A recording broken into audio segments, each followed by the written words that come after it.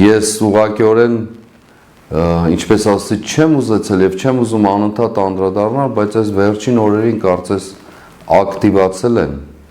ակտիվացել են խուլիգանախմբի զանազան ներկայացուցիչներ, փոքր եւ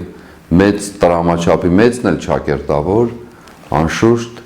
տրամաչափի այսպես կոչված գործիչներ, ինքնաերևակայված, ինքնափետուրավորված շատ գործիչներ, որոնք ուղղակիորեն պատճառն են մեր կյանքի աղետի ողբերգության։ Այո, դուք ամբարիշտներ, տգետներ, ինչպես ինքներդ ձեզ անվանել եք, տգիտության կրողներ, դուք եք միակ եւ բացարձակ պատճառը այսօրվա մեր աղետալի կյանքի։ Բայց ինչպես Սաղմոս 2-ն ասում է, ամբարիշտը կկորչի, քիչ ժամանակ հետո կկորչի, եւ նրա տեղը անգամ փոշին չեք գտնի, կփնտրեք եւ չեք գտնի, եւ այդպես է լինելու է։ Այլ կերպ չի կարող լինել։ Սրբազան եւ աստվածային պատգամը այդպիսին է բոլոր ամբարիշտների եւ տգետների համար։ Պարզապես թեպետ մեր Տերն ասում է ձեր մարգարիտները շաղմի տվեք խոզերի առջև, ամեն դեպքում ուզում եմ անդրադառնալ այս 2 օր, 3 օր առաջ այն խոսակցությանը, որը լրագրողի միջոցով արտահայտել է Վահագն Ալեքսանյան անունով ինչ-որ, ինչպես կասեր մեր շատ սիրելի բանաստեղծը Գոյանք, անդրադառնալով այն փաստին, որ ես, Բագրատ Սրբազանը, ազգային անվտանգության ծառայության կողմից չեմ համարվել կամ ազգային անվտանգության ծառայությունը իմ մասին ասել է, որ չի տիրապետում տեղեկության, արդյոք ես KGB-ի գործակալ եմ, թե ոչ։ Ակներևաբար ակնարկելով այն մասին, որ ես KGB-ի գործակալ եմ, ռուսական KGB-ի գործակալ եմ։ Հետո նենգափոխելով, խոսելով, որ սպասարկում եմ ռուսական շահերին։ Դուք բոլորդ շատ լավ գիտեք, որ ազգային անվտանգության ծառայությունը, ինչպես նաև դատախազությունը հստակ կերպով նշել է, որ ստուգման արդյունքում, քանի որ դիմում է եղել լրագրողների կողմից, ստուգման արդյունքում պարզել են, որ նման տվյալներ գոյություն չունեն։ Այսինքն ազգային անվտանգության ծառայությունը, ինչպես նաև դատախազությունը հերքել են այդ լուրը, որը ստահոդ կերպով տարածել էին Civic կոչված լրատվամիջոցի եւ նրանց բոլոր այսպես կոչված գործակալների միջոցով, արբանյակների միջոցով։ Եվ այդ օրերին հիշում եք, եւ մինչեւ այսօր էլ տարբեր աստիճանի վրա խոսում էին այդ մասին։ Մենք ուղղակիորեն դիմեցինք հրապարակային ազգային անվտանգության ծառայությանը, դատախազությանը եւ հերքվեց այդ լուրը, ուղղակի փաստացի հերքվեց, սակայն այդ հերքումը այս անձնավորության կողմից հենց այդ օրերին մեկնաբանվեց, նորից մեկնաբանվեց եւ խորքում ինչ է ստացվում, ոչ թե իմ մասին է այդ մեկնաբանությունը, այլ ազգային անվտանգության ծառայության եւ դատախազության արժանահավատության մասին, այսինքն այդ մեկնաբանությամբ եւ այդ խոսքով կասկածի տակ է դրված ընդհանրապես ազգային անվտանգության ծառայության եւ դատախազության կոմպետենտությունը, այսինքն նրանց ուղղակի արեստավարժ լինելը, բնականաբար նաև այն բոլոր տվյալները, որոնց իրենք տիրապետում են եւ չկարողանալը պարզապես պարզել, թե երկրում որևէ գործակալ կա կամ ոչ։ Սա կասկածի տակ է դրված այդ մարդու կողմից։ Եվ այո, ես նորից հիմա օգտագործելով այս առիթը հրապարակային դիմում եմ ազգային անվտանգության ծառայությանը եւ դատախազությանը։ Ուղղակիորեն ձեր վերաբերմունքը հայտնեք այս կասկածյալի արած արտահայտությունների մասին։ Մենք անշուշտ խորում ենք, մտածում ենք,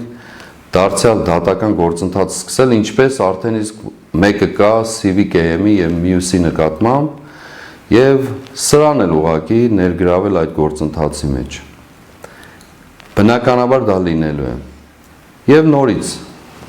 որպեսզի չշեղվենք, ուղղակիորեն ասում եմ, ազգային անվտանգություն ծառայություն, դատախազություն, ձեր նկատմամբ անվստահություն է հայտնված, ձեր գործունեության եւ արհեստավարժության նկատմամբ անվստահություն է հայտնել դեռևս падգամավոր այդ անձնավորությունը։ Հետևաբար, հրապարակային հայտարարեք,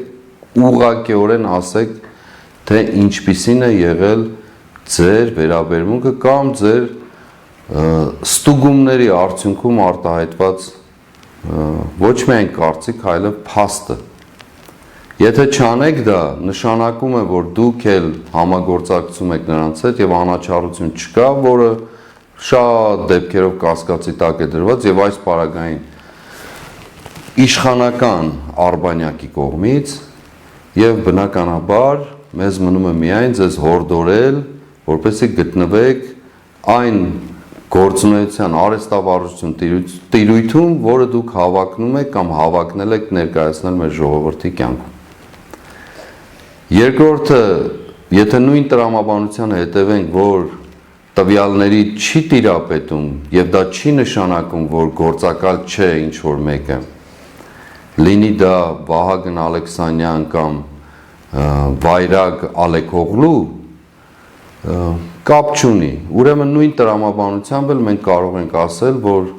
հավանաբար ազգային անվտանգության ծառայությունը, դատախազությունը չեն տիրապետում տվյալների, որով այս անձը կամ սրա նմանները թուրք ադրբեջանական ցանցի գործակալներ են։ Ինքը համարում է նաև, որ մենք Ռուսաստանի շահերը սպասարկող են կամ այլ երկրի, ինչպես նաև ակնարկով խոսումը հպատակության մասին, ինքը հպատակ եւ ստրուկ լինելով թուրք-ադրբեջանական ամբողջ այդ համակարգին,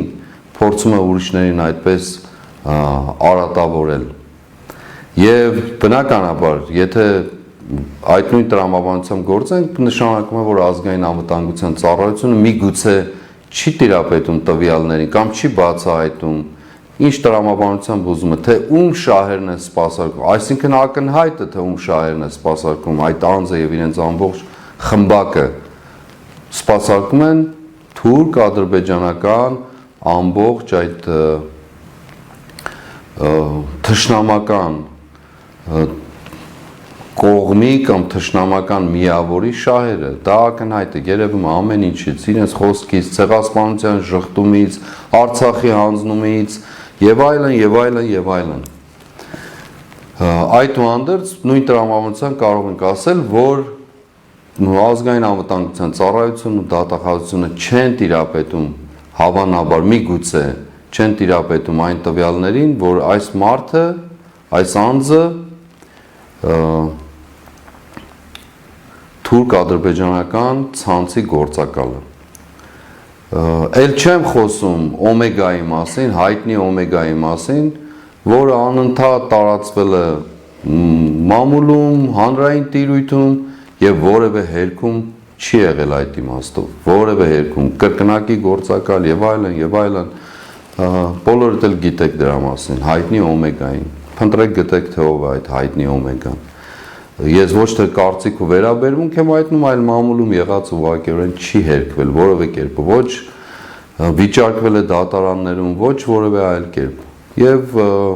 բնականաբար այդ մասին էլ խոսելու կարիք չկա։ Հետևաբար ամփոփելով այս թեման, ուզում եմ ասել, որ